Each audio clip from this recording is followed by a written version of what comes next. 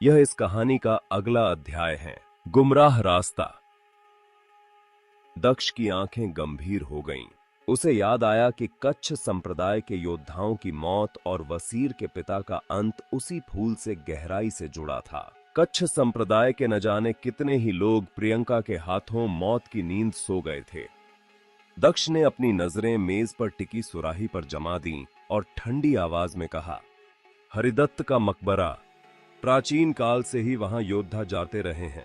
यह कोई ऐसा राज तो नहीं है जिसे कोई न जानता हो। यह सुनकर मुजान ने धीरे से अपना सिर हिलाया। उसके सिर पर तनाव साफ दिख रहा था। उसने सावधानी से दक्ष की ओर झुकते हुए कहा, हरिदत्त का मकबरा और उसका निषिद्ध क्षेत्र लगातार अपनी जगह बदलता रहता है। बिना जबरदस्त किस्मत के एक 8वें मंडल का योद्धा भी उसे ढूंढ नहीं सकता। दक्ष का चेहरा सख्त हो गया। उसने सम्मान और सावधानी के बीच संतुलन बनाते हुए अपना पक्ष रखा। भले ही वह फूल शक्तिशाली हो, लेकिन भूतनगर के वे 3 सम्राट कोई साधारण नहीं थे। उस फूल का जहर उन पर इतना गहरा असर कैसे कर सकता है? तभी मुजान की आंखों में एक अजीब सी चमक आई, जैसे वह किसी बहुत बड़े राज से पर्दा उठाने वाला हो। उसने फुसफुसाते हुए कहा, और अगर वह उन फूलों में से उच्च स्तर का हो तो? अब यह सुनकर दक्ष की भौहें तन गईं, लेकिन वह चुप रहा। मुजान ने अपनी बात जारी रखी। कहा जाता है कि यह फूल हरिदत्त के ताबूत पर उगता है। वह उनकी ऊर्जा को सोखता है, जिससे वह इतना जहरीला हो जाता है कि युद्ध कौशल वाले भगवान योद्धाओं की तो बात ही छोड़िए, वह आध्यात्मिक शक्ति वाले योद्धा पर भी गहरा प्रहार करता है। तभी दक्ष ने अपनी आंखें संकरी कीं और सीधे उसकी आंखों में देखते हुए पूछा, क्या तुमने उसे कभी देखा है? जिस पर मुजान ने धीरे से इनकार में अपना सिर हिलाया और कहा, नहीं, उस फूल को जोरावर ने वहीं भीतर बंद करके हमेशा के लिए सील कर दिया था। दक्ष ने अपनी गर्दन हल्की सी झटकी और असहमति जताते हुए बोला, नहीं, यह मुमकिन नहीं है। उन 3 पुराने सम्राटों के स्तर को देखते हुए उन पर जहर का इस्तेमाल करना नामुमकिन है। जैसे ही वह जहर फैलता, उन्हें खतरे का एहसास हो जाता और वे उसके स्रोत का पता लगा लेते। आखिर वह कहां उगता है जिसके बारे में तुम बात कर रहे हो? यह सुनकर मुजान थोड़ा हिचकिचाया, फिर उसने धीमी आवाज में जवाब दिया, उसी गुप्त क्षेत्र में जहां रक्तिमा को कैद किया गया था। इतना कहकर मुजान थोड़ा रुका और दक्ष के चेहरे के भावों को पढ़ने की कोशिश की। फिर उसने आगे कहा, मैं जानता हूं आप क्या सोच रहे हैं। मेरा भी वही अंदाजा है। वह फूल जरूर उन तीनों में से किसी एक सम्राट के डोमेन में छिपाया गया होगा। सिर्फ इसी तरह उसे बाकी दोनों की नजरों से बचाया जा सकता था। वही यह जानकर दक्ष का दिमाग तेजी से चलने लगा। उसने एक गहरी सांस ली और कहा, वे तीनों तो अपनी शारीरिक ताकत और युद्ध कला के दम पर भगवान योद्धा बने थे, है ना? जिस किसी ने भी उस फूल को अपने डोमेन में छिपाया होगा, वह खुद सबसे ज्यादा जहर का शिकार हुआ होगा। यह सुनकर मुजान ने एक रहस्यमयी मुस्कान के साथ कहा, नहीं, एक सम्राट इसका अपवाद है। दक्ष ने तुरंत उसकी बात पकड़ी और पूछा, जोरावर? जिस पर मुजान ने सिर झुकाकर सहमति दी और बोला, बिल्कुल, वह राक्षसों के पास गया था और वहां से उसने नक्शा हासिल किया। उसकी मदद से उसे उस फूल के जहर का कोई डर नहीं है। तीनों सम्राटों में वही सबसे कम जहर का शिकार हुआ। उसने जल्दी ही अपने शरीर से टॉक्सिन को बाहर निकाल दिया और अब वह रक्तिमा का शिकार करने के लिए निकल चुका है। दक्ष के होठों पर एक फीकी मुस्कान आई। उसने तिरछी नजरों से मुजान को देखा और पूछा, तुम्हारे हिसाब से जोरावर ने ऐसा क्यों किया होगा? जिस पर मुजान ने अपनी मुट्ठियां भींची और नफरत भरे स्वर में कहा, क्योंकि जब सम्राट जीवित थे तब उन्होंने रक्तिमा को मारकर खून के समंदर में बदल दिया था। 1000 साल तक कैद रहने के बाद वह लड़की अब बहुत कमजोर हो चुकी है, इतनी कमजोर कि जोरावर अकेला ही उसे खत्म कर सकता है। उसने थोड़ा और करीब आकर फुसफुसाते हुए कहा, अगर वह भूतनगर में रहती तो उसकी ताकत तीनों सम्राटों में बंट जाती, लेकिन उसे भगाकर जोरावर अब उसे अकेला निगल सकता है। आप जानते ही हैं कि एक प्राचीन शक्तिशाली योद्धा की आत्मा किसी दिव्य औषधि से कम नहीं होती, और रक्तिमा, वह तो सर्वोच्च स्तंभ है। उसकी ताकत दर्जनों प्राचीन योद्धाओं से भी ज्यादा है। अगर जोरावर उसे अकेला निगल गया तो वह नावे मंडल में प्रवेश कर जाएगा। इतना बड़ा लालच किसी को भी कोई भी जोखिम उठाने पर मजबूर कर सकता है। यह सुनकर दक्ष ने धीरे से अपना सिर हिलाया। उसने महसूस किया कि जोरावर के प्रति उसके मन में जो थोड़ा बहुत सम्मान था वह अब खत्म हो रहा था। इंसानी दिल, वाकई सबसे मजबूत किले हमेशा अंदर से ही ढाए जाते हैं। तुम्हारी कहानी बहुत ही रोमांचक है, पर मुझे नहीं पता कि मुझे यह सब बताने का क्या मतलब है। तुम्हें यह सब जाकर उसे बताना चाहिए। जिस पर मुजान ने खुद पर तंज कसते हुए हल्का सा ठहाका लगाया और अपनी सातों आंखों में एक बेबसी भरकर बोला, मेरी क्या हैसियत जो मैं देवी त्रिशा के सामने खड़ा भी हो सकूं। वैसे भी रोशनराज और बैजनाथ खुद ये सारी बातें उन्हें बता देंगे। अगर मैं आपको न भी बताऊं तो भी वह खुद आपको ये सब बता ही देंगी। तभी दक्ष ने अपनी नजरें संकरी कीं और सवालिया लहजे में पूछा, तो फिर रोशनराज और बैजनाथ खुद रक्तिमा का पीछा करने क्यों नहीं गए? यह सुनकर मुजान के चेहरे पर एक सिहरन दौड़ गई। उसने मेज पर झुकते हुए फुसफुसाकर कहा, रक्तिमा के भागने से ठीक पहले पूरी त्रिनदी में अचानक भयानक लहरें उठीं। नदी ने अपना रास्ता बदल लिया और सीधे विश्व वृक्ष के शिखर पर स्थित भूतनगर की ओर बढ़ने लगी। वह जोरावर ही था जिसने नक्शे के दम पर उस नदी को वापस पीछे धकेला। उसने थोड़ा रुककर सांस ली और आगे बताया, जैसे ही जोरावर भूतनगर से बाहर निकला, रक्तिमा कैद से आजाद हो गई और उसने अचानक हमला कर दिया। उस हमले ने पहले से ही जहर से जूझ रहे रोशनराज और बैजनाथ को बुरी तरह घायल कर दिया। बुरी तरह जख्मी और जहर से भरे होने के कारण उन दोनों में इतनी ताकत नहीं बची थी कि वे उसका पीछा कर सकें। सब कुछ जोरावर की गणना के अनुसार ही हुआ। यह सुनते हुए दक्ष का चेहरा भावशून्य था। उसने शांत स्वर में पूछा, तो शुरू से अंत तक इस सब में प्रियंका का कोई लेना देना नहीं था? जिस पर मुजान ने धीरे से अपना सिर हिलाया और बोला, अगर उसका इससे कोई रिश्ता नहीं होता तो त्रिनदी में वह हलचल किसने पैदा की? जोरावर का कोई न कोई साथी जरूर है जिसकी शक्ति इतनी ज्यादा ना हो कि वह रक्तिमा के लिए उससे लड़े। क्या प्रियंका की शक्ति इस काम के लिए बिल्कुल सही नहीं है? तभी एक गूंजती हुई पुकार आई। मुजान ने झटपट खड़े होकर सम्मान में सिर झुकाया। मुझे बुलाया गया है, बाद में मिलते हैं। दक्ष चुपचाप खड़ा हुआ और बाहर की ओर चल दिया। उसके होठों के कोने पर एक रहस्यमयी मुस्कान थी। मुजान की बातें तर्कसंगत लग रही थीं, लेकिन उसे एहसास था कि सच्चाई इतनी सरल नहीं हो सकती।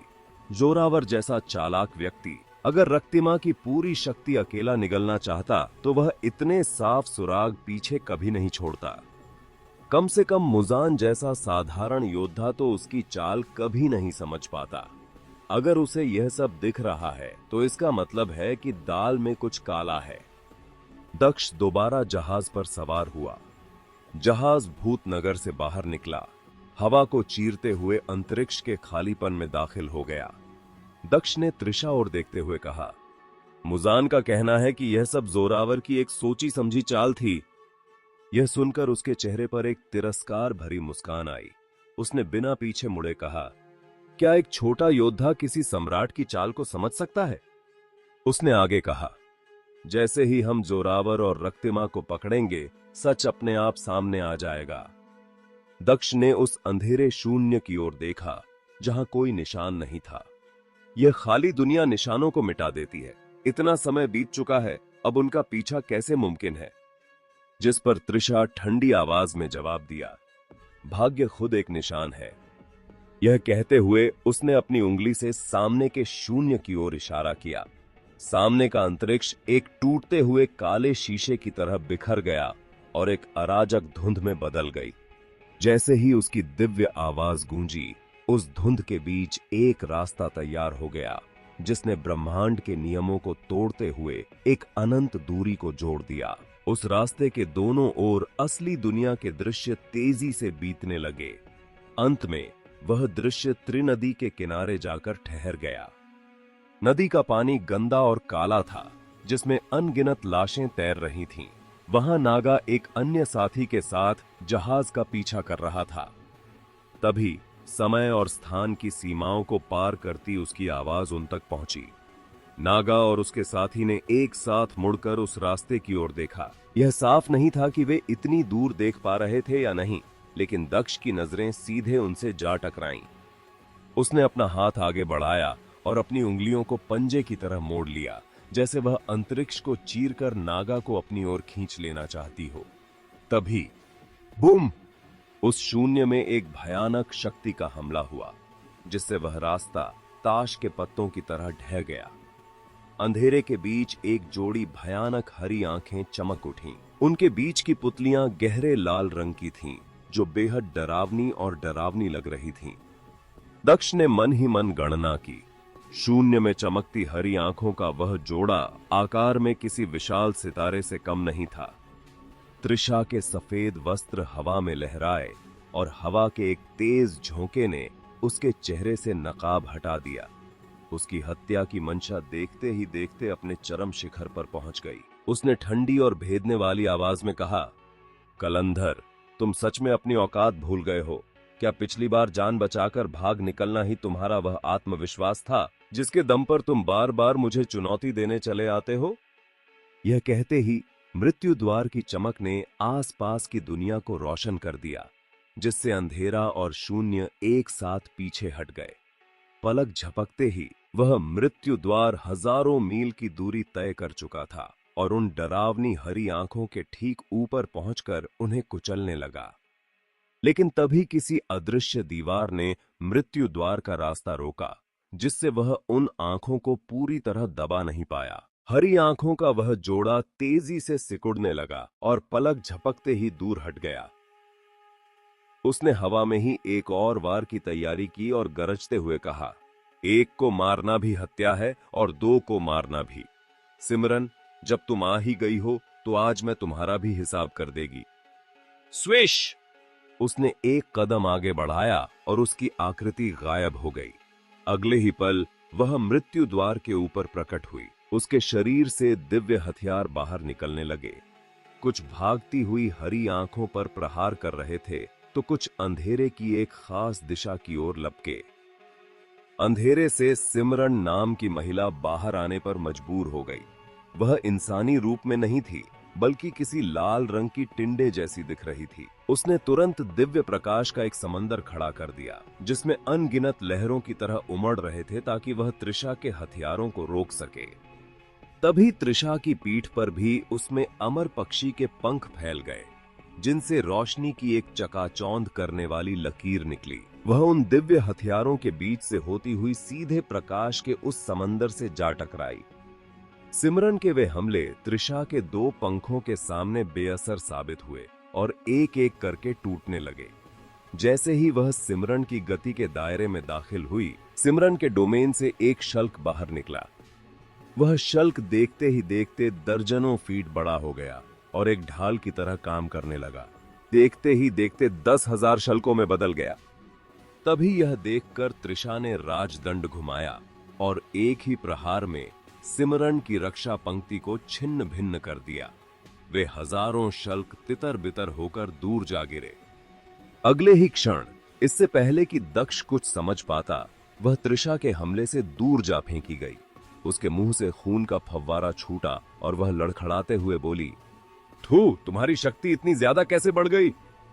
वह फिर से एक दिव्य हथियारों की चपेट में आ गई। उसके गर्व से भरे शरीर की रक्षा दीवार टूट चुकी थी और उसके घावों से खून रिसने लगा था। उसने अब और मुकाबला करने की हिम्मत नहीं दिखाई और अपना दिव्य रक्त जलाकर तेजी से भागने लगी, ताकि वह कलंधर से मिल सके। बूम! तीनों शक्तिशाली योद्धा लड़ते हुए दक्ष की नजरों से ओझल हो गए और बहुत दूर निकल गए। दक्ष ने एक गहरी सांस ली और मन ही मन सोचा, शायद मैंने इन 1000 सालों में उसकी बढ़ती ताकत का कम अंदाजा लगाया। सिमरन और कलंधर पहले बड़े योद्धा रह चुके हैं। अगर उन्होंने उसे उकसाने की हिम्मत की तो वे जरूर तैयारी के साथ आए होंगे, लेकिन मिलकर भी वे उसके सामने बेबस हैं। जैसे ही वे नजरों से ओझल हुए, दक्ष ने देखा कि कलंधर भी बुरी तरह जख्मी हो चुका था। उसे एहसास हुआ कि इन दोनों का इस तरह अचानक प्रकट होना बहुत अजीब है। यह जानते हुए भी कि वे उसका मुकाबला नहीं कर पाएंगे, उन्होंने उकसाने की जुर्रत की। इसका एक ही मतलब हो सकता है कि उनका मकसद कुछ और है। क्या वे उसे गुमराह कर रहे हैं ताकि वह जोरावर और रक्तिमा का पीछा न कर सके, या फिर उनका निशाना मैं हूं? दक्ष ने अपनी सांसें रोकीं और तुरंत उस जहाज को छोड़ दिया।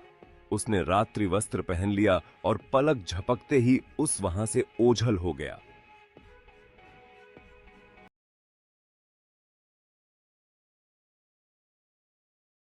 यह इस कहानी का अगला अध्याय है, प्रतिबंधित क्षेत्र। दक्ष दूर कहीं छिपा हुआ था, बिना किसी आकार या रूप के। वह खुद को प्रकृति के नियमों में घुलाकर उस जहाज पर नजर रखे हुए था। लेकिन काफी देर इंतजार करने के बाद भी वहां कोई नहीं आया। ऐसा लगता है कि कलंधर और सिमरन का मकसद सिर्फ तृषा गुमराह करना था, ताकि वह रक्तिमा का पीछा न कर सके। दक्ष ने गहरी सोच में डूबते हुए खुद से कहा, यह तर्क संगत भी है। अगर रक्तिमा भाग निकलने में कामयाब हो जाती है और उसे अपनी शक्ति वापस पाने के लिए पर्याप्त संसाधन और समय मिल जाता है, तो वह पूरे नरक क्षेत्र में तबाही मचा देगी। लाल संगठन यही तो चाहता है। दक्ष ने तुरंत वह जगह छोड़ दी। उसने वापस उस जहाज पर जाने की कोशिश भी नहीं की। उसे एहसास था कि भले ही उन दोनों ने शुरू में उसके लिए कोई योजना न बनाई हो, पर अब तक उन्होंने खबर जरूर फैला दी होगी। वहां रुककर उसका इंतजार करना खुद मौत को बुलावा देना था, और उन तीनों के युद्ध क्षेत्र के करीब जाना भी आत्मघाती साबित होता। वह वापस असली दुनिया में लौट आया और अपना रूप पूरी तरह बदल लिया। वह अब 2 मीटर ऊंचे एक कंकाल में बदल गया। वह कंकाल जाति का भेष धरकर त्रिनदी के किनारे तेजी से दूसरी ओर बढ़ने लगा। तभी उसके भीतर से प्रियंका की आवाज गूंजी, अगर भूतनगर में दिखा वह फूल वाकई उच्च स्तर का है, तो यह कोई मामूली बात नहीं है। तो क्या इस तरह की चीजें हमारे सोचने के लिए नहीं हैं? दक्ष जानता था कि प्रियंका क्या सोच रही है, पर उसे यकीन था कि तृषा को भी इन सब पर शक होगा, इसलिए उसे फिक्र करने की जरूरत नहीं थी। प्रियंका ने फिर पूछा, क्या तुम शाम संप्रदाय जा रहे हो? हां, वही। इस समय त्रिनदी क्षेत्र में प्राचीन शक्तिशाली योद्धाओं की कई भटकती आत्माएं सक्रिय हैं। एक को भी पकड़ना हजारों साल की साधना के बराबर है। क्या तुम ऐसा सुनहरा मौका छोड़ रहे हो? जिस पर दक्ष ने अडिग होकर जवाब दिया, 1000 साल बीत चुके हैं। जो आत्माएं कमजोर थीं, वे कब की खत्म की जा चुकी हैं। जो अब भी बची हैं, वे बहुत गहराई में छिपी हैं और बेहद ताकतवर हैं। उनके लिए जोखिम उठाने की कोई जरूरत नहीं है। वैसे भी मेरे पास करने के लिए और भी जरूरी काम है। शाम संप्रदाय तुम्हारे लिए अच्छी जगह नहीं है। यह कहते हुए प्रियंका के स्वर में थोड़ी चिंता थी। वहां भला कितने लोग हैं जो मेरा कुछ बिगाड़ सकते हैं? तभी दक्ष ने ऊपर की ओर देखा। मौत की धुंध से भरे धूसर बादलों के बीच से गैस का बना एक विशाल पंजा निकला, जो सैकड़ों मीटर लंबा था और सीधे उसकी ओर झपटा। उस पंजे में जबरदस्त दिव्य शक्ति थी और उस पर एक एक करके शल्क उभरे हुए थे। दक्ष को थोड़ा चिड़चिड़ापन महसूस हुआ। उसने खुद को कंकाल में सिर्फ इसलिए बदला था ताकि फालतू की मुसीबतों से बच सके, पर किसे पता था कि यहां भी आफत गले पड़ जाएगी। वह उस तुच्छ योद्धा को एक ही झटके में खत्म करने वाला था कि तभी उसका दिल धड़का। उसे कुछ अजीब एहसास हुआ। आसपास एक बहुत बड़ा खतरा मंडरा रहा था। एक भगवान योद्धा पास ही पहुंच चुका है, प्रियंका ने चेतावनी दी। मुझे एहसास हो गया। दक्ष ने अपनी दिव्य शक्ति को सक्रिय नहीं किया और खुद को उस पंजे की गिरफ्त में आने दिया। धुंधले बादलों के बीच दर्जनों मील लंबा एक जहाज उड़ रहा था। उस जहाज पर एक सैकड़ों मीटर लंबा हड्डियों का सांप था। उसके 6 हाथ थे, जिनसे उसने गैस के 6 पंजे बनाए हुए थे, और वह नदी के किनारे से शाम संप्रदाय के योद्धाओं को पकड़ रहा था। धम! दक्ष को उस जहाज पर पटक दिया गया। जमीन पर गिरने के बाद वह बिल्कुल नहीं हिला। उसने अपनी साधना का उपयोग करके आसपास के माहौल को महसूस करना शुरू किया। जल्द ही उसे उस योद्धा का सुराग मिल गया। वह जहाज के नीचे वाले हिस्से में था।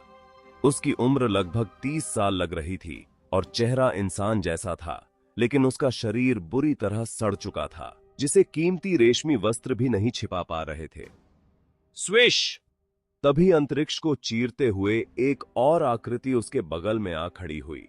वह गहरे लाल बालों वाली एक महिला थी जिसने सफेद नकाब पहना हुआ था। वह काफी लंबी थी और उसकी कमर किसी नागिन की तरह लचीली थी। यह तो वही है।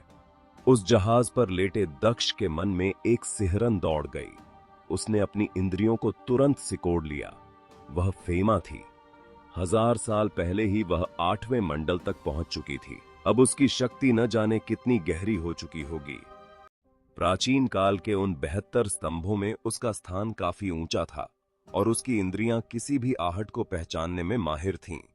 हालांकि दक्ष यह जानने के लिए बेताब था कि वह यहां क्या कर रही है और उस लाश योद्धा जाति के आदमी की असली पहचान क्या है, लेकिन अपनी उत्सुकता को दबाकर उसने खुद को पूरी तरह सील कर लिया ताकि वे उसे पकड़ न सकें। त्रिनदी के किनारे सन्नाटा था। फेमा ने अपनी तीखी आवाज में कहा, उसे जरूर कुछ गड़बड़ का एहसास हो गया होगा, इसलिए वह समय रहते भाग निकला। उस लाश योद्धा जाति के आदमी का नाम चांग मनोज था। उसने ठंडी सांस भरते हुए जवाब दिया, अफसोस कि हमने शुरू में ही उसे घेरा नहीं, वरना त्रिशा के दूर जाते ही हम उसे दबोच लेते। अगर उसके पास मौजूद वे रहस्यमयी चीजें त्रिशा ने नहीं छीनी हैं, तो उसे पकड़ने के लिए जोखिम उठाना हमारे लिए फायदेमंद होता। फेमा ने अपनी आंखें बंद कर लीं और हवा में मौजूद ऊर्जा को महसूस करने की कोशिश की। भले ही वे चीजें उसके पास न हों, लेकिन उसका वह तथाकथित प्रथम श्रेणी का दिव्य मार्ग शोध के लिए बहुत कीमती है। दक्ष ने कभी उसकी पसली का एक हिस्सा निकाल लिया था। उसने अपने भीतर के रक्त को सक्रिय किया और उसी के जरिए दक्ष की स्थिति का अंदाजा लगाने की कोशिश करने लगी। अचानक मनोज को कुछ महसूस हुआ और उसने ऊपर देखा। बादल नीचे झुक रहे थे और उनके बीच से एक पंजा बाहर निकल रहा था। धम! मनोज अब और फालतू झमेला नहीं चाहता था। उसने अपनी शक्ति का एक जोरदार झटका दिया, जिससे वह पंजा हवा में ही बिखर गया। उसने ऊपर की ओर गरजते हुए कहा, अगर मरना नहीं चाहते तो तुरंत यहां से दफा हो जाओ। ऊपर जहाज पर खड़ा वह हड्डियों वाला सांप एक उच्च भगवान योद्धा को उकसाने के डर से कांप गया और तुरंत वहां से भाग निकला। क्या तुम उसकी स्थिति का पता लगा पाई? मनोज ने पूछा। वहीं फेमा के माथे पर सिलवटें पड़ गईं। उसने उलझन में कहा, यह थोड़ा अजीब है। कायदे से मुझे कुछ न कुछ एहसास होना चाहिए था, लेकिन उसका एक भी सुराग पकड़ में नहीं आ रहा है। जिस पर ने धीमे स्वर में कहा, क्या यह वसुंधरा की कोई चाल हो सकती है? शायद उन्होंने उसको छिपा दिया हो। नरक क्षेत्र में इन दोनों को अगर किसी से सबसे ज्यादा डर था तो वह वसुंधरा ही थीं। उनकी नजरों से बचना नामुमकिन के बराबर था। जहाज पर लेटा दक्ष दिव्य कड़ियों से बंधा हुआ था। वह समझ गया था कि फेमा उसका पीछा कर रही है। हालांकि वह सावधान था, लेकिन उसके मन में रत्ती भर भी घबराहट नहीं थी। वह जानता था कि नरक क्षेत्र में फेमा को उससे ज्यादा छिपकर रहना होगा, क्योंकि वह इतनी आसानी से किसी बड़े युद्ध को दावत नहीं देना चाहेगी। बस एक संदेश प्रभाष तक पहुंचा दो, वह बूढ़ा फेमा में बहुत दिलचस्पी लेगा। प्रियंका की आवाज उसके भीतर गूंजी। मैं भी यही सोच रहा हूं। उधार की तलवार से शिकार करना ही असली तरीका है। थोड़ा और दूर निकल जाने के बाद मैं संदेश भेज दूंगा। दक्ष ने चुपके से आसपास देखा और पाया कि वह सांप खुद दूसरे स्तर का योद्धा था। करीब 1000 साधक उस जहाज पर अस्त व्यस्त पड़े थे। तभी दक्ष की नजर अपने से करीब 20 गज दूर बैठी लाश योद्धा जाति की एक महिला पर पड़ी। वह रेलिंग के सहारे बैठी थी, साधारण कपड़े पहने हुए, सफेद बाल और झुकी हुई कमर। वह बहुत अच्छी तरह छिपी थी, लेकिन दक्ष की अनुभवी नजरों ने उसकी एक छोटी सी चूक पकड़ ली। उस बूढ़ी महिला ने दक्ष की नजर महसूस की और उसकी पुतलियों में एक ठंडी चमक कौंधी। दक्ष ने तुरंत अपनी नजरें घुमा लीं। उस महिला ने चुपके से अपनी रूहानी शक्ति से दक्ष की जांच करने की कोशिश की, लेकिन दक्ष ने पूरी तरह ढका हुआ था और उसके रात्रि वस्त्र के कारण उसे वहां कुछ भी असामान्य नजर नहीं आया। यह कैसे मुमकिन है? मुझे अभी महसूस हुआ था कि कोई मुझे देख रहा है। लगता है सिर्फ एक इत्तेफाक था। इतनी कम दूरी पर अगर उसका स्तर मुझसे ज्यादा भी होता तो भी बिना किसी चूक के खुद को छिपाना उसके लिए नामुमकिन होता। लाश योद्धा जाति की उस साधिका ने अपनी आंखें फिर से मूंद लीं। तभी यह देखकर प्रियंका के स्वर में हल्की हंसी थी। तुम्हें ऐसी जगहों पर भी जान पहचान के लोग मिल जाते हैं। दक्ष भी थोड़ा हैरान था, पर उसे उस महिला में कोई खास दिलचस्पी नहीं थी। उसने मन ही मन पूछा, चूंकि वह सांप एक दूसरे स्तर पर है तो नरक क्षेत्र में उसका कोई तो नाम होगा। वह 6 भुजाओं वाला अजगर के नाम से जाना जाता है। प्रियंका कभी काल द्वीप के लिंगशेन हॉल की प्रमुख रही थीं। भगवान योद्धाओं की तो बात ही छोड़िए, प्रतिभाशाली साधक भी उसकी नजरों से नहीं बचते थे। उसने आगे बताया, वह करीब 1 लाख सालों से भगवान योद्धा है। बिना किसी बड़े संप्रदाय या सहारे के इस मुकाम तक पहुंचना काबिले तारीफ है, लेकिन एक युग शायद उसके जीवन का अंतिम मोड़ है। यह दिलचस्प है, दक्ष ने कहा। तो फिर मैं अभी यहां से नहीं जाऊंगा, देखते हैं आखिर चल क्या रहा है। जब वह जहाज काफी सुरक्षित दूरी पर पहुंच गया तो उसकी रफ्तार कम हो गई। तभी जहाज पर मौजूद भूतनगर के एक योद्धा ने चिल्लाकर कहा, 6 भुजाओं वाले अजगर, आखिर तुम चाहते क्या हो? मैं भूतनगर में मुजान की छत्रछाया में आता हूं। भूतनगर के भगवान योद्धा इस समय इतने व्यस्त हैं कि उन्हें तुम्हारे जैसे मामूली लोग के मरने जीने से कोई फर्क नहीं पड़ता। उस अजगर ने अपने बाएं हिस्से का पहला पंजा हल्का सा उठाया। पलक झपकते ही वह साधक जमीन से कई फीट ऊपर हवा में लटकने लगा और उसके सारे हथियार और खजाने छिनकर दूर जा गिरे। अजगर ने उसके थैले की जांच की और ठंडी आवाज में बोला, तुम जैसा लोग और तुम्हारे पास साधना के इतने कम संसाधन, बेकार। धम! उस योद्धा की रूह पर गहरा प्रहार हुआ और वह बेहोश होकर जमीन पर गिर पड़ा। इसके बाद उस 6 भुजाओं वाले अजगर ने जहाज पर मौजूद सभी लोगों के खजाने जब्त कर लिए और अपनी आध्यात्मिक शक्ति के प्रहार से सबको बेहोश कर दिया। वह बेहद सावधान था और बार बार हर किसी की जांच कर रहा था। मुझे लगता है कि मैंने कुछ अंदाजा लगा लिया है। क्या मैं सीधे इनकी रूह की जांच करूं? प्रियंका ने पूछा। अगर यह इतना आसान होता तो जो यहां बेहोश होने का नाटक कर रहा है वह अब तक हमला कर चुका होता। अगर मैं गलत नहीं हूं तो इस अजगर की रूह में कोई जाल बिछाया गया है। जैसे ही कोई इसकी रूह को टटोलने की कोशिश करेगा, इसकी रूह राख हो जाएगी। क्या इससे बाकी लोग सतर्क नहीं हो जाएंगे? दक्ष ने बड़े धैर्य के साथ जवाब दिया। वह अजगर बड़ी चालाकी से त्रिनदी की अलग अलग शाखाओं में जहाज को मोड़ रहा था। त्रिनदी सिर्फ एक नदी नहीं, बल्कि करोड़ों छोटी नदियों का जाल है जो ब्रह्मांड के कोने कोने तक जाती हैं। वहां की अस्थिर लहरों और अंतरिक्ष के बीच न जाने कितने राज दफन हैं। ठीक वैसे ही जैसे लाल संगठन की गुप्त बैठकें अक्सर इसी क्षेत्र में हुआ करती थीं।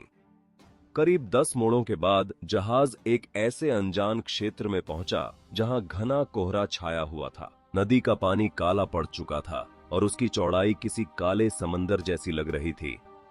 प्रियंका ने धीमी आवाज में कहा, यह निषिद्ध क्षेत्र वाकई बहुत गहराई में छिपा है। पता नहीं यहां कौन सी ताकत जड़ें जमाए बैठी है। दक्ष ने गौर किया कि थोड़ी दूर बैठी वह सफेद बालों वाली लाश योद्धा जाति की महिला ने धीरे से अपनी आंखें खोली हैं, जैसे वह अब वार करने की तैयारी में हो। तभी दक्ष को कुछ नया दिखा। उस जहाज से करीब 30 मील दूर अंतरिक्ष में हलचल हुई और एक गुप्त सारणी खुल गई। वहां से एक काली लकड़ी का जहाज निकला जिस पर भूतनगर का तीसरे मंडल का योद्धा सवार था। उसने मुस्कुराते हुए पूछा, 6 भुजाओं वाले अजगर, इस बार क्या हाथ लगा है? उस अजगर ने अपने जहाज को पानी पर उतारा और बिना किसी जल्दबाजी के बोला, लगता है मनकलेश को कोई बड़ा शिकार हाथ लगा है। जिस पर उस मनकलेश नाम के योद्धा ने गर्व से कहा, ज्यादा बड़ा तो नहीं, बस एक खास शख्स हाथ लगा है। मुझे यकीन है कि सम्राट उसे देखकर बहुत खुश होंगे। इस बार वह जरूर मेरी साधना को उस मुकाम तक पहुंचा देंगे जहां मैं आने वाली तबाही को झेल सकूं। उस अजगर ने सिर्फ एक ठंडी फुंकार छोड़ी और फिर खामोश हो गया।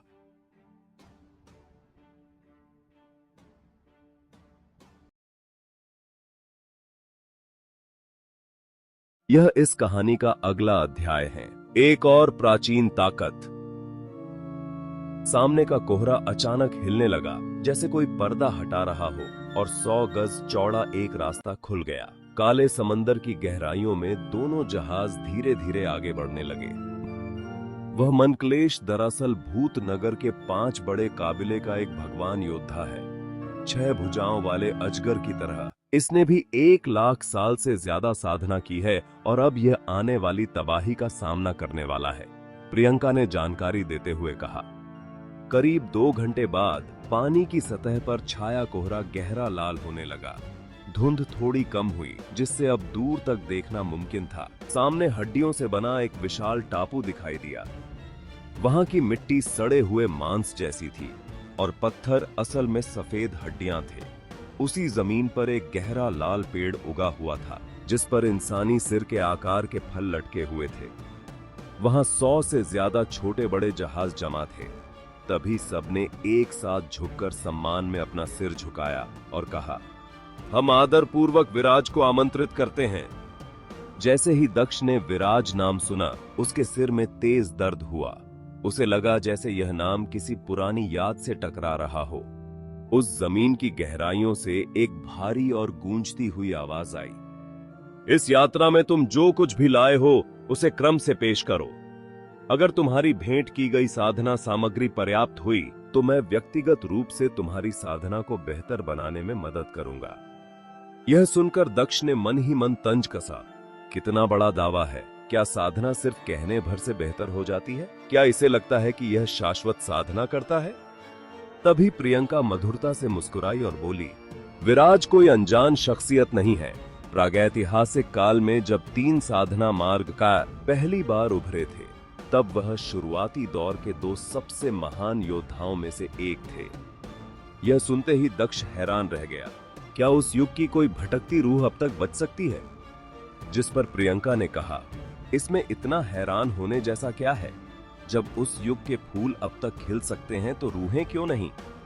इस बीच सबसे पहले मनक्लेश आगे बढ़ा। उसने जमीन की गहराई की ओर देखते हुए बुलंद आवाज में ऐलान किया, सम्राट को रिपोर्ट करता हूं, मैंने मृत्यु महल की देवपुत्री को बंदी बना लिया है। मनक्लेश ने अपनी रूहानी शक्ति से इशारा किया। एक धमाके के साथ जंजीरें प्रकट हुईं, जो कई मीटर ऊंची बर्फ की एक चट्टान को खींचकर जहाज के ऊपर ले आईं। उस बर्फ के बीच परिणीता जमी हुई थी। आसपास खड़े लोगों के मुंह से हैरानी भरी आवाजें निकलने लगीं। क्या यह वाकई देवपुत्री है? कहा जाता है कि मृत्यु की देवी ने उसके शरीर का इस्तेमाल करके ही निर्वाण प्राप्त किया था। मैंने सुना है कि अगर इसे मार दिया गया तो मृत्यु की देवी भी बुरी तरह घायल हो जाएंगी। मारना क्यों है? इसे अपने बस में रखकर मृत्यु की देवी पर लगाम कसी जा सकती है। यही इसकी सबसे बड़ी कीमत है। मनक्लेश ने वाकई बहुत बड़ा काम किया है। मृत्यु की देवी का घमंड बहुत बढ़ गया है। उसने कहा था कि वह सभी प्राचीन शक्तियों को जड़ से मिटा देगी। जब मैं अपनी पूरी शक्ति वापस पा लूंगा, तब उसे पता चलेगा कि इसकी क्या कीमत चुकानी पड़ती है। वहां मौजूद सभी साधक मनक्लेश को जलन भरी नजरों से देखने लगे। 6 भुजाओं वाले उस अजगर को भी बहुत ईर्ष्या हुई, क्योंकि वह जानता था कि अब मनक्लेश को एक बहुत सुनहरा मौका मिलने वाला है। इन भगवान योद्धाओं के लिए, जिनकी क्षमताएं सीमित थीं, किसी उच्च स्तरीय योद्धा से शिक्षा मिलना तो दूर, किसी मध्यम स्तरीय योद्धा का मार्गदर्शन पाना भी एक बहुत बड़ा मौका होता था। और विराज कौन था? वह उच्च स्तरीय योद्धा और प्राचीन सत्ताओं से कहीं ऊपर की हस्ती था। भले ही अब उसकी केवल एक भटकती हुई रूह बची थी, लेकिन उसके पास ब्रह्मांड को हिला देने वाली शक्तियां थीं। तभी विराज की आवाज गहराई से तैरती हुई आई, बहुत अच्छे। मैं अपनी निषिद्ध शक्तियों का उपयोग करके तुम्हारी साधना को उस स्तर तक ले जा सकता हूं जहां तुम आने वाली तबाही का सामना कर सको। लेकिन याद रहे, इससे तुम्हारी भविष्य की क्षमताएं खत्म हो जाएंगी। तुम एक और युग तो जी लोगे, पर तुम्हारी साधना फिर कभी आगे नहीं बढ़ पाएगी। क्या तुम तैयार हो? यह सुनकर मनक्लेश ने गहरा झुककर सम्मान दिया और कहा, एक और युग जीने का मौका मिलना ही आपकी महान कृपा है। तभी फिर से विराज की आवाज गूंजी, पूरी वफादारी से मेरी सेवा करो। जैसे ही मेरी शक्ति अपने चरम पर पहुंचेगी, तुम्हें एक और युग जीवन दान देना मेरे लिए कोई मुश्किल काम नहीं होगा। यह सब सुनकर दक्ष के मन में गुस्सा भर गया। उसे अब समझ आया कि तृषा ने इतने सालों से परिणीता के ठिकाने को गुप्त क्यों रखा था। वह दरअसल परिणीता को चारे की तरह इस्तेमाल कर रही थी ताकि इन प्राचीन शक्तियों को बाहर निकाला जा सके। यह खेल बहुत खतरनाक था। जैसे ही दक्ष कोई कदम उठाने वाला था, उस जहाज पर बेहोश होने का नाटक कर रही वह बूढ़ी महिला अचानक हरकत में आ गई। उसकी आध्यात्मिक शक्ति एक प्रचंड गर्जना में बदल गई, जो उस पूरे निषिद्ध क्षेत्र में गूंज उठी। एक मामूली सी रूह फिर से अपने पुराने गौरव के सपने देख रही है? क्या तुमने आज के दौर के योद्धाओं को इतना कमजोर समझ लिया है? यह कहते ही उसके शरीर से एक भयानक दबाव निकला। जहाजों पर मौजूद सारे योद्धा खौफ से कांपने लगे और जमीन पर गिर पड़े। कुछ तो सीधे पानी में जा गिरे। 6 भुजाओं वाले उस अजगर की तो जान ही निकल गई। उसने सपने में भी नहीं सोचा था कि जिस मामूली कंकाल को वह पकड़ कर लाया था, उसमें उच्च स्तर की कोई हस्ती छिपी होगी। वह बूढ़ी महिला हवा में उड़ने लगी। अचानक उसके शरीर का ऊपरी खोल तड़क कर फट गया। उसमें से मौत की प्रचंड ऊर्जा निकली। उसका रूप पूरी तरह बदल गया और उसके शरीर पर 9 खूंखार सिर निकल आए। वह कोई लाश योद्धा जाति की महिला नहीं थी, वह जीवाण था।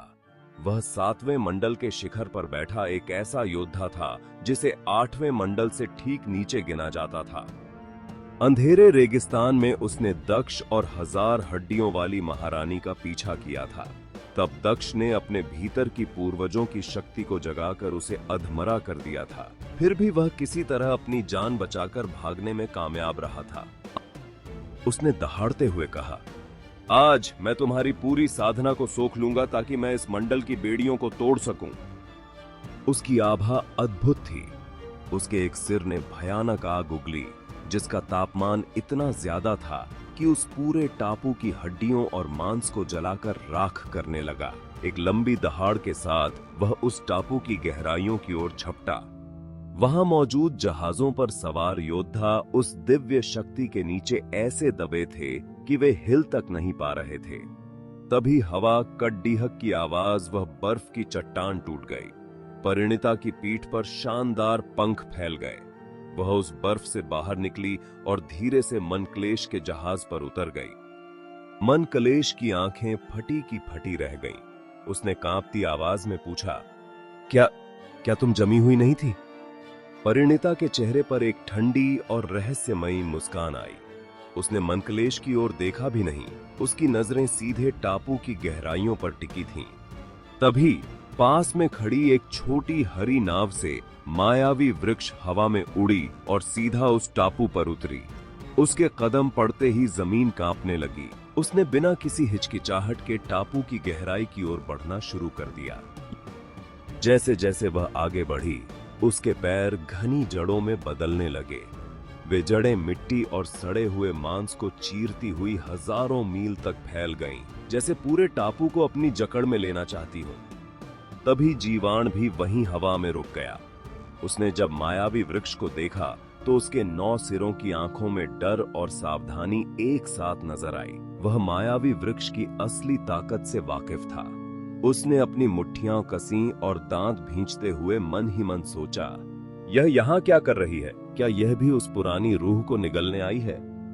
वह तुरंत वहां से भागा नहीं, बल्कि अपनी जगह पर रहकर माहौल को भांपने लगा।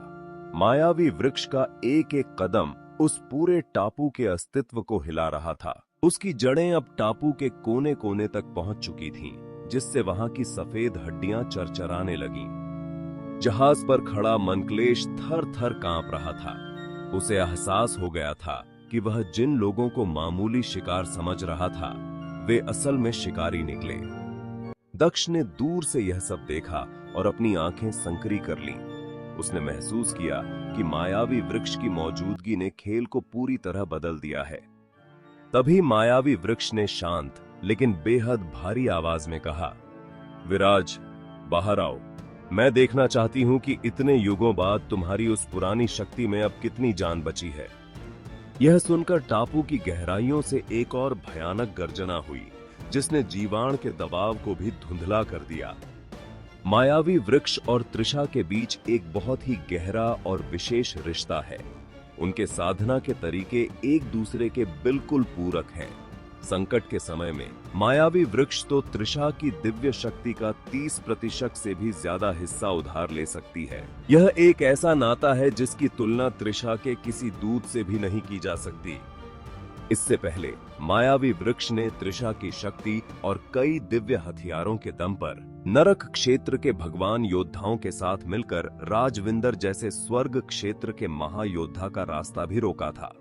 हालांकि उसकी खुद की साधना बहुत ज्यादा ऊंची नहीं है और 8वें मंडल तक पहुंचने में अभी थोड़ा फासला बाकी है। दक्ष अब जहाज पर खड़ा हो चुका था। उसकी जरें उस टापू की गहराइयों पर टिकी थीं। उस गहरे लाल कोहरे के पार उसे एक स्लेटी हरे रंग का पत्थरों से बना मंडप दिखाई दिया।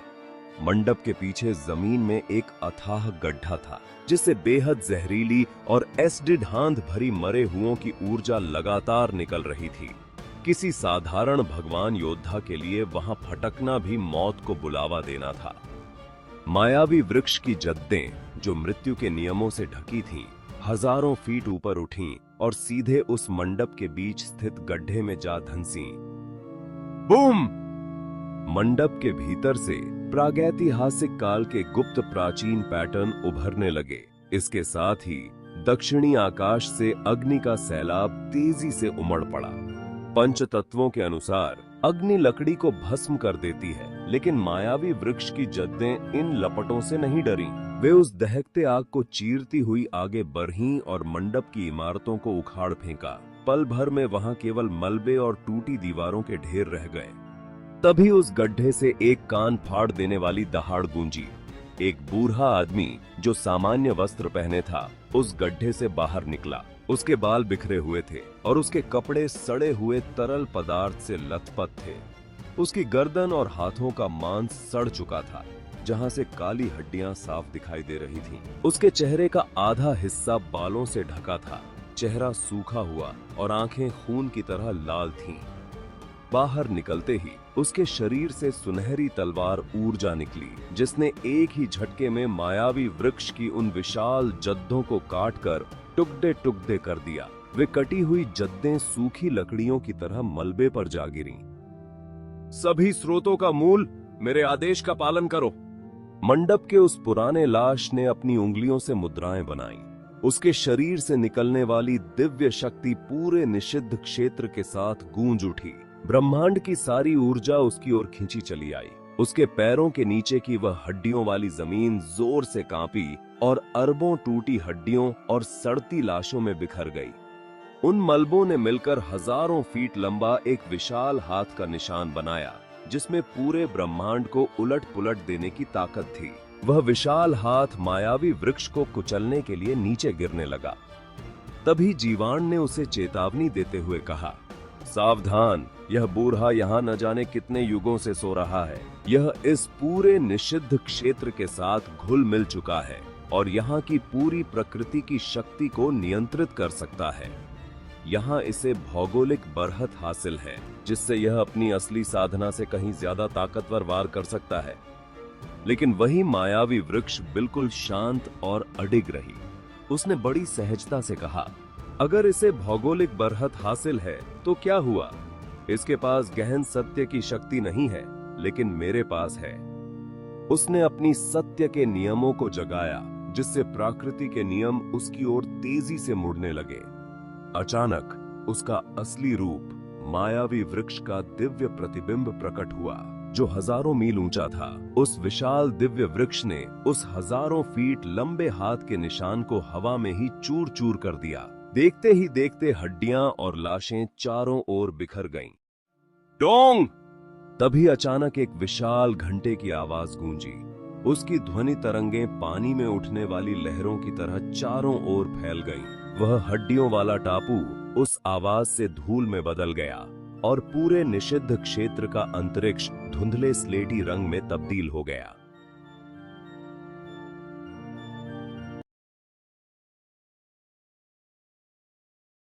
यह इस कहानी का अगला अध्याय है। मायावी वृक्ष का कमाल। वह घंटी अब मायावी वृक्ष के सिर के ऊपर हवा में उड़ रही थी। उस दिव्य हथियार की रोशनी इतनी तेज और दहकती हुई थी कि वह अंतरिक्ष में दरारें पैदा कर रही थी। वह घंटा तेजी से घूमते हुए उस वेशधारी योद्धा को कुचलने के लिए नीचे गिरने लगा।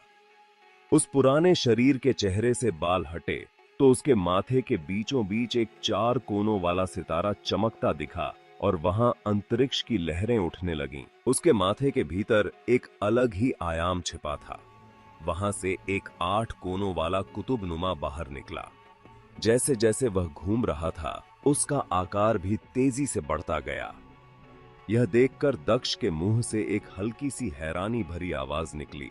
उसने गौर से देखा कि वह कुतुबनुमा बेहद दिलचस्प था। उसके केंद्र में काले और सफेद रंग का चक्र प्रतीक था और बाहरी घेरे पर 8 अलग अलग चिन्ह बने थे। उसके घूमने से उस निषिद्ध क्षेत्र के आकाश की चारों दिशाओं में अजीबोगरीब घटनाएं होने लगीं। बूम! वह कुतुबनुमा और घंटा आपस में बार बार टकराने लगे। उनके टकराव से निषिद्ध क्षेत्र का अंतरिक्ष ढहने लगा और काले समंदर का पानी उस ढहे हुए अंतरिक्ष से सीधे आयाम में बहने लगा। तभी दक्ष ने धीमे स्वर में कहा, यह विराज वाकई बहुत ताकतवर है। अगर इसके पास उच्च स्तर का कोई गहन सत्य होता तो इसकी ताकत सीधे 8वें मंडल को टक्कर देती। कोई हैरानी नहीं कि जीवाण इसका मुकाबला नहीं कर पाया। अब प्रभास को हरकत में आना चाहिए। मायावी वृक्ष अकेली इसे नहीं हरा पाएगी। जिस पर प्रियंका ने पूछा, क्या तुम खुद कोई कदम नहीं उठाओगे? यह सुनकर दक्ष ने कोहरे से ढके काले समंदर की ओर देखा और कहा, हंगामा बहुत ज्यादा हो गया है। आखिर वे लोग यहां खींचे चले ही आए। करीब 15 मिनट बाद प्रियंका को भी उन लोगों के आने का एहसास हुआ जिनकी बात दक्ष कर रहा था। Whoosh whoosh! फेमा और मनोज अपनी आभा को पूरी तरह छिपाए हुए समंदर की सतह पर प्रकट हुए। वे मायावी वृक्ष और विराज के युद्ध क्षेत्र से अभी काफी दूर थे। मनोज की नजर परिणीता और नागा पर पड़ी। फिर उसने पानी के नीचे हलचल देखी। पानी में एक विशाल काली परछाई तैर रही थी, जिसे देखकर मनोज ने कहा, हमें उस दिव्य सुई की रूह और उस लड़की को पकड़ना होगा। पानी के नीचे जो है वह तुम्हारा है। यह सुनकर फेमा ने अपनी सुराही जैसी सुंदर बांह ऊपर उठाई और उसकी तर्जनी उंगली किसी तलवार की तरह हवा में एक लकीर खींच गई। वूश! आसमान और धरती को जोड़ती एक लाल रोशनी की लकीर निकली, जिसने अंतरिक्ष को फाड़ दिया। ऐसा लगा जैसे पूरी दुनिया 2 हिस्सों में बंट गई हो। वह रोशनी तेजी से उस छोटी नाव की ओर लपकी जहां परिणीता और नागा मौजूद थे।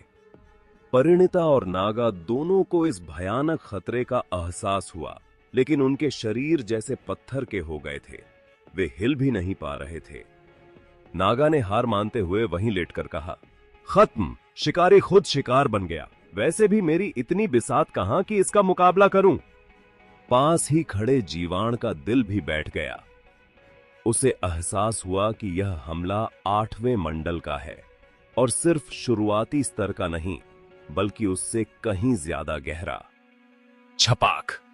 तभी नाव के सामने काले समंदर की लहरें उठीं।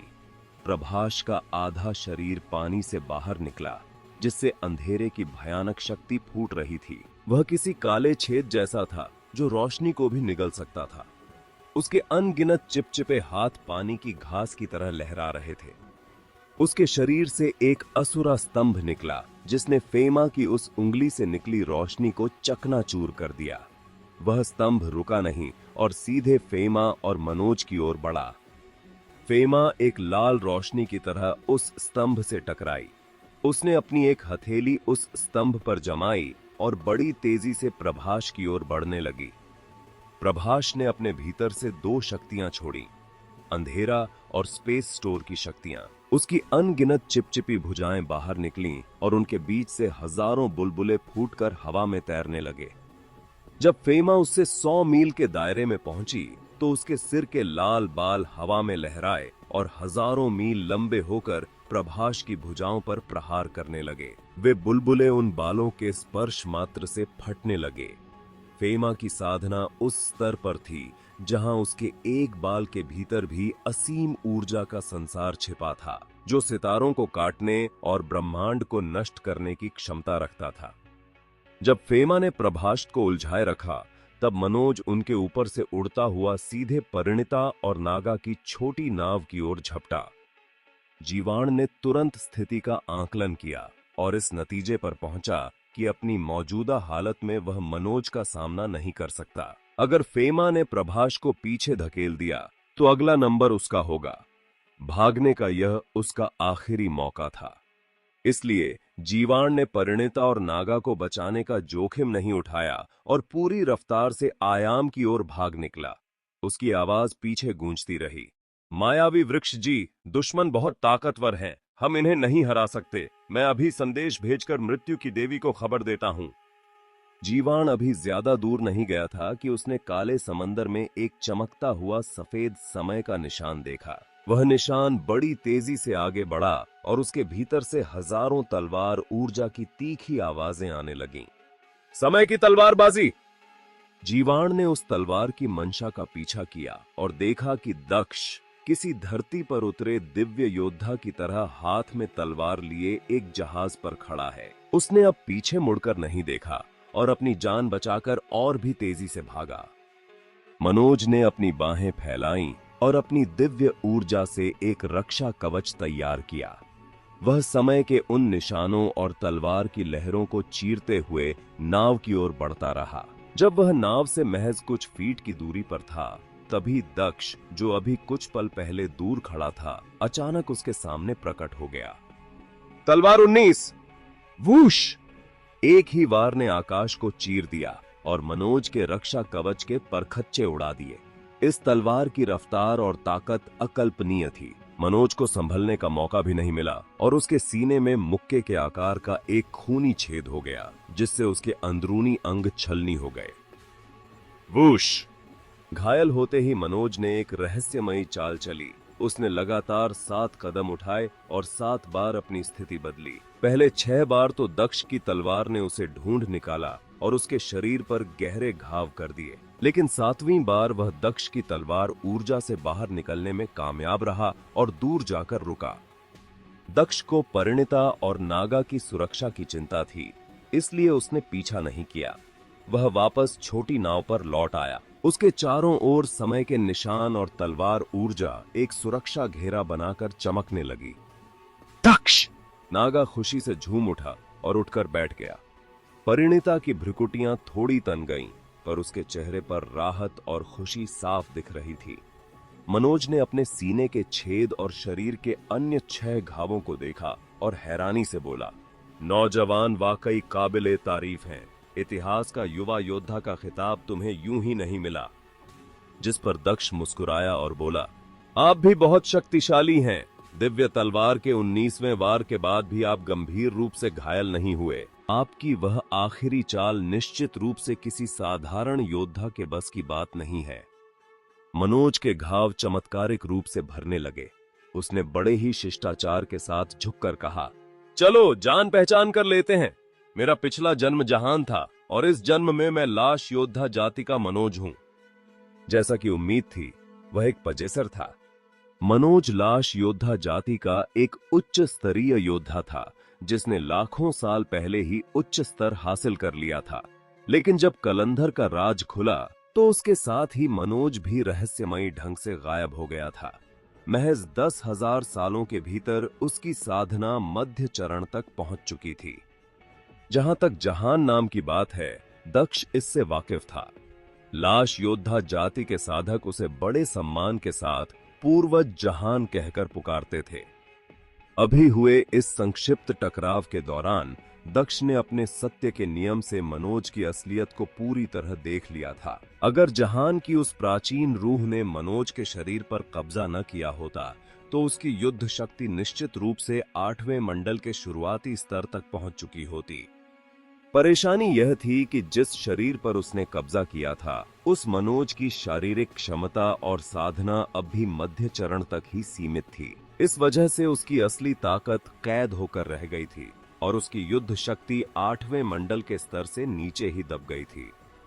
प्राचीन शक्तिशाली योद्धाओं की भटकती रूहों के साथ यह एक आम समस्या है। उनकी आत्मा उनके नए शरीर की तुलना में कहीं ज्यादा ताकतवर होती है और उन्हें पूरी तरह एक दूसरे में समाने के लिए एक लंबे समय तक साधना करनी पड़ती है। और यही वह सबसे सही समय होता है जब उन्हें हमेशा के लिए खत्म किया जा सकता है। क्या पूर्वज जहान ने अपना पैतृक शरीर पीछे नहीं छोड़ा था, जो उन्हें लाश योद्धा जाति के एक कनिष्ठ के शरीर पर कब्जा करना पड़ा? दक्ष ने शांत भाव से पूछा। कैसे पूर्वज? यह सब तो बाद के उद्योगों द्वारा दी गई प्रशंसा है। अपनी मृत्यु से पहले जब मैं अपने शिखर पर था, तब भी मैं एक अर्ध ब्रह्मांड योद्धा बनने से लाखों मील दूर था। वह मुकाम मेरी पहुंच से बिल्कुल बाहर था। मनोज को स्पष्ट रूप से महसूस हुआ कि यह असाधारण प्रतिभा वाला युवक उससे बात करने के योग्य है, इसलिए वह काफी बातूनी लग रहा था। उसने आगे कहा, उस समय मैंने अपना शरीर छोड़ा था और कुछ व्यवस्थाएं भी की थीं, लेकिन दुर्भाग्य से समय बीतने के साथ वह निषिद्ध क्षेत्र किसी युग में नष्ट हो गया और मेरा वह शरीर भी बहुत पहले खत्म हो गया। कलंधर को उस शरीर के कुछ दिव्य अंश मिले और उसने मनोज को तैयार किया, जिससे मुझे एक और जीवन जीने का मौका मिला। अफसोस की बात यह है कि मनोज की जन्मजात प्रतिभा सीमित है, इसलिए इस जीवन में मेरी उपलब्धियां बहुत ऊंची नहीं होने वाली हैं। यह सुनकर दक्ष ने कहा, अतीत में आपकी शानदार उपलब्धियों को देखते हुए आपको इस युग में उतरने की क्या जरूरत थी? अगर तुम्हें एक और जीवन जीने का मौका मिले तो क्या तुम उसके लिए नहीं लड़ोगे? मनोज ने पलटकर पूछा। इस पर दक्ष ने सिर हिलाया और कहा, मैं समझ गया। जीवन और मृत्यु के बीच बड़ा आतंक है और कोई भी इसे छोड़ना नहीं चाहता। अमरता का जुनून हर किसी के दिल में होता है। हालांकि चूंकि आप इस युग में आए हैं, तो आपको इसके भयानक परिणामों को सहने के लिए मानसिक रूप से तैयार रहना चाहिए। आपकी जीवन भर की साधना और अंतर्दृष्टि आज के दौर के योद्धाओं के लिए अनमोल है। दक्ष की बातों को घोर करते हुए उसने सिर हिलाया और बड़ी ही शांत आवाज में बोला, संसाधनों के लिए संघर्ष प्राचीन काल से चला आ रहा है। नरक क्षेत्र स्वर्ग क्षेत्र को बर्दाश्त नहीं कर सकता, मृत जीवितों को बर्दाश्त नहीं कर सकते और वर्तमान भूतकाल को बर्दाश्त नहीं कर सकता। केवल अनैतिक तरीकों और अंत तक जीवित रहकर ही कोई अंतिम जीत हासिल कर सकता है। क्या अनैतिक तरीका है? क्या यही वह तर्क है जिससे आपने खुद को लाल संगठन के साथ सहयोग करने के लिए मना लिया? दक्ष ने कभी तलवार दुनिया को मजबूत करने के लिए कुछ प्राचीन शक्तियों को वश में करने पर विचार नहीं किया था। उसे लगा कि इन प्राचीन योद्धाओं की विभाजित रूहों का प्रकट होना बहुत अजीब है। तर्क के अनुसार यदि वे जीवित भी बचते तो उन्हें केवल केशत्रा के कुछ कोनों में छिपा होना चाहिए था। वे असली दुनिया में आने के काबिल नहीं होने चाहिए थे। लेकिन प्रकृति के नियमों में बदलाव के साथ उन्हें असली दुनिया में उतरने का अवसर मिल गया। मुख्य बात यह है कि क्या ये नियम प्रकृति की अपनी इच्छा से बदले?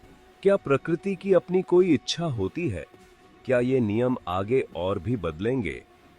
अंततः इन प्राचीन योद्धाओं की विभाजित रूहें कठपुतलियों से अलग नहीं हैं। वे केवल किसी महाशक्ति द्वारा महाप्रलय के आने से पहले दुनिया में अराजकता फैलाने के लिए इस्तेमाल किए जाने वाले उपकरण हैं।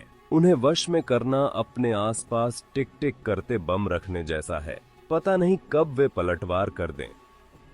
हम जैसे लोगों को पहले जीवित रहने का रास्ता खोजना होगा, फिर ऊंचाइयों के लिए प्रयास करना होगा। जहां तक आदर्शों और आकांक्षाओं की बात है, वे पिछले जीवन में ही मर चुके हैं। भविष्य क्या होगा, इस पर विचार करने का अधिकार हमें तभी मिलेगा जब हमारे पास पर्याप्त शक्ति होगी। दक्ष, मुझे अपना कड़ाही उधार दे दो, मैं अपनी नियति बदलना चाहता हूं। मनोज के पैरों से मीलों लंबी सुई निकली और उसके पीछे जयांश का विशाल प्रतिबिंब प्रकट हुआ, जिसने सीधे रूहानी हमला शुरू कर दिया। यही उसकी सबसे बड़ी ताकत थी। अपनी साधना में मदद के लिए मुझे अपनी रूह उधार दे दो, क्या तुम दोगे? दक्ष स्थिर खड़ा रहा और उसके चारों ओर चक्र की लहरें फैल गईं, जिन्होंने मनोज के रूहानी हमले को रोक दिया।